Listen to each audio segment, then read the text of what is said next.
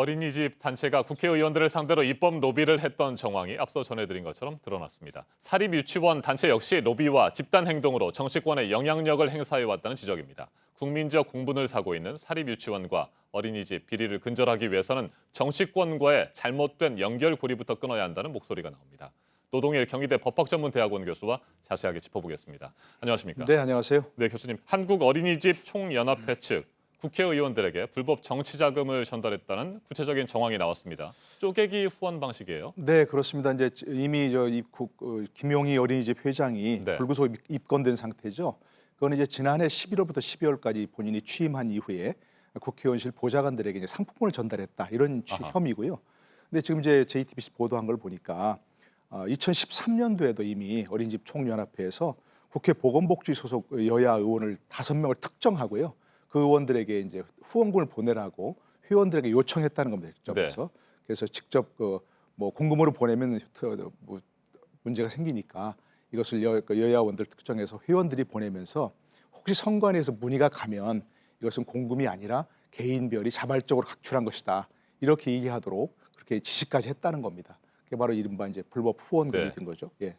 특정 단체가 회원들에게 후원금을 내라고 요구하는 것은 불법인 거죠. 그렇습니다. 개인이 후원하는 건 괜찮은데요. 네. 단체가 후원하는 건 물론 안 되고요.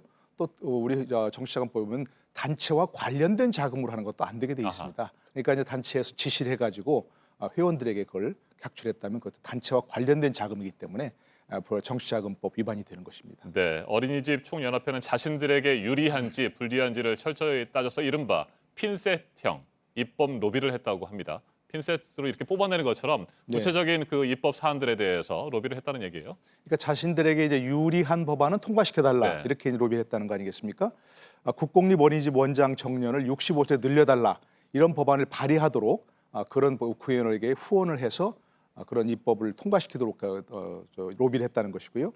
반면에 좀 전에 나왔습니다마는 김용희 전 의원 같은 경우는 이 국공립 어린이집 비리를 막기 위해서 이거 위탁하는데 네. 개인이 아니라 공익법인에게 하자 이런 법안을 발의했다는 겁니다. 그런데 그것을 막기 위해서 또 이것을 저지하기 위한 입법 로비를 해달라 이렇게 또 회원들에게 얘기했다는 겁니다.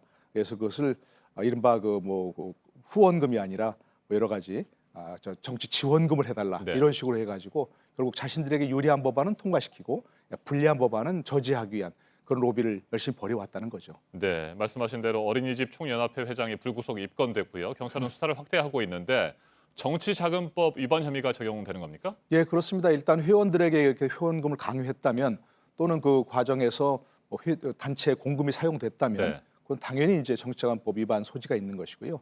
단체는 못하게 돼 있고 단체와 관련된 자금도 못하게 돼 있으니까 위반 소지가 있고 만약에 어떤 특정한 법안을 통과시키기 위한 청탁성 후원금 그러면 그 뇌물죄가 될 가능성도 있습니다. 네. 또 지난해 또 국회의원 보좌관들에게 상품을 전달했다. 그러면 이른바 이 김영란법 통과 이후니까 부정청탁금지법 위반이 될 소지도 있습니다. 네, 유치원 총연합회도 정치권에 로비를 한 정황이 드러나지 않았습니까? 실제로 법적 처벌을 받은 사례도 있죠. 그렇습니다. 기억하시겠습니다만 그 신학용 전 의원 네. 케이스가 있죠. 그때 이제 신학용 전 의원에게 사립유치원 특혜를 담은 유아교육법 또 사립학교법, 사립학교법 개정안을 이 유치원 총연합 회장이 직접 만들어서 전달했다는 겁니다. 그 법안을.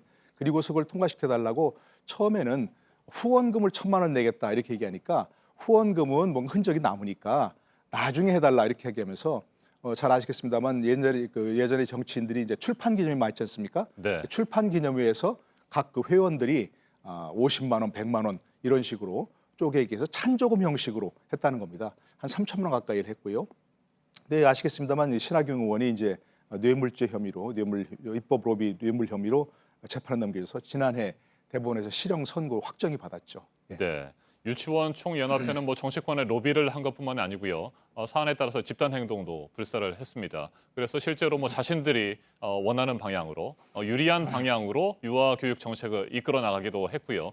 지역에서는 규모가 상당히 큰 그 유치원들의 경우에는 빅 마우스로 통하는데 아이들을 볼모로 해서 영향력을 행사했다 이런 비판들도 받고 있습니다. 네, 그렇습니다. 이번에 사립학교 이제 사립유치원 비리가 드러나니까 또 집단 행동을 한번 했죠.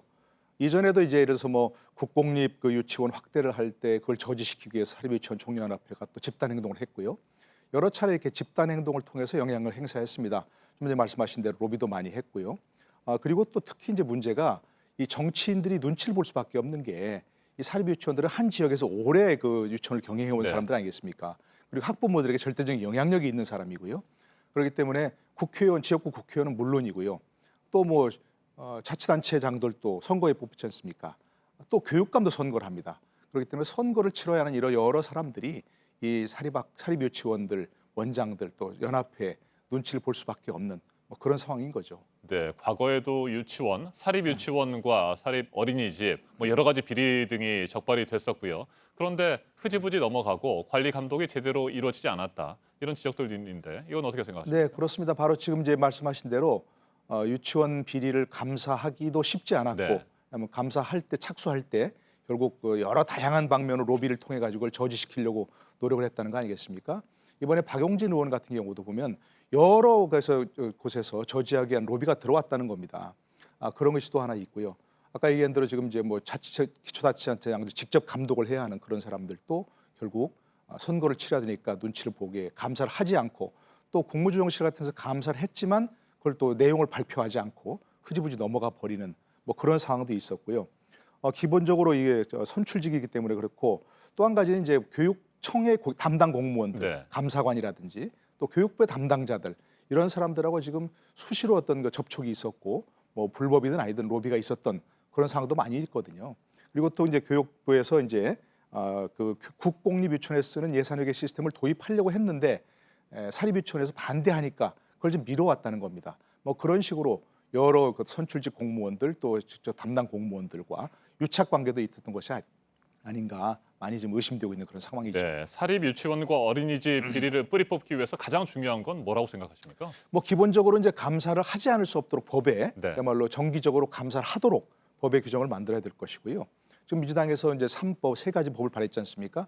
그 중에 또 한 가지가 눈에 띄는 것들은 기본적으로 이제 감사와 감독을 철저히 하고 또 이제 공무원 유착 관계를 단절해야 되고 또 회계 투명화를 위해서 네. 지금 국공립유치원에 쓰는 에듀파인 같은 거를 직접 모든 유치원들이 사용할 수 있도록 하고 또 장기적으로 봐서는 결국 이 유치원도 현재 교육 시스템에 이제 편입된 거 아니겠습니까? 보육 시스템이 아니고 네. 그렇다면 초중고 대학과 마찬가지로 사립들을 법인화해야 됩니다.